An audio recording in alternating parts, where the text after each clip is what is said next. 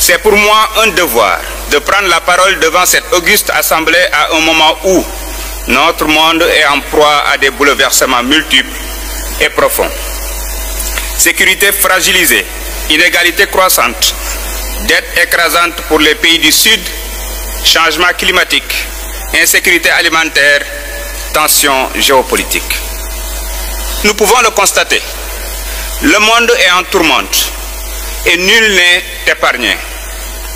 Face à ces crises croisées, nous devons être des leviers de transformation, des vigies démocratiques et des acteurs de la solution.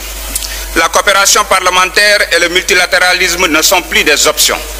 Ils sont une nécessité, car aucun État ne peut seul lever les défis du XXIe siècle.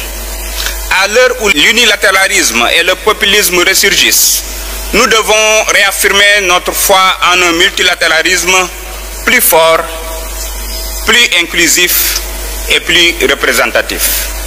Le Sénégal, fidèle à son héritage de paix, de démocratie, de dialogue et d'ouverture au monde, y croit profondément et est prêt à partager son expérience. Comme le dit un proverbe sénégalais, Nit nitay garabam, l'homme est le remède de l'homme. Ce proverbe nous rappelle que la solution viendra de notre capacité à coopérer, à nous comprendre et à bâtir ensemble. Concrètement, nous identifions 3 priorités d'action partagées. En premier lieu, la justice sociale, en luttant contre les inégalités, en promouvant l'accès universel à l'éducation, à la santé et à l'emploi et en plaçant les droits humains au cœur de nos législations. En deuxième lieu, la prospérité partagée, en favorisant des partenariats équitables, en réformant les règles du commerce international, en accompagnant les transitions numériques avec justice, mais surtout les transitions écologiques avec exigence, notamment face à la responsabilité historique des grands pollueurs.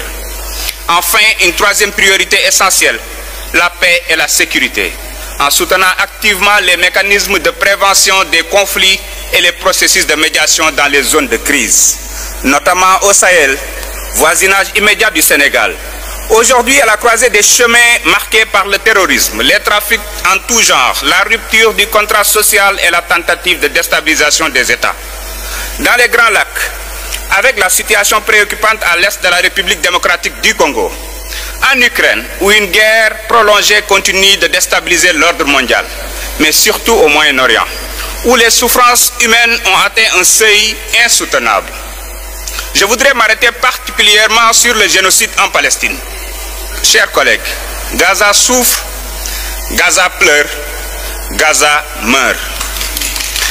Le droit international y est bafoué, la diplomatie paralysée, la famine se généralise.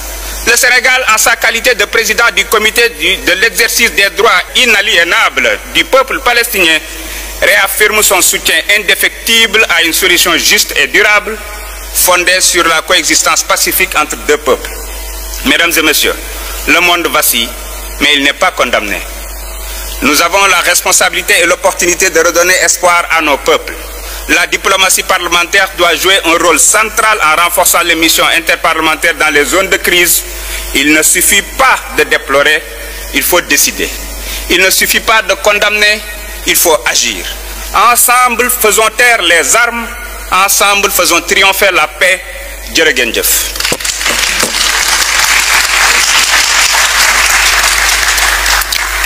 Thank you, President of the National Assembly of Senegal, for your statement.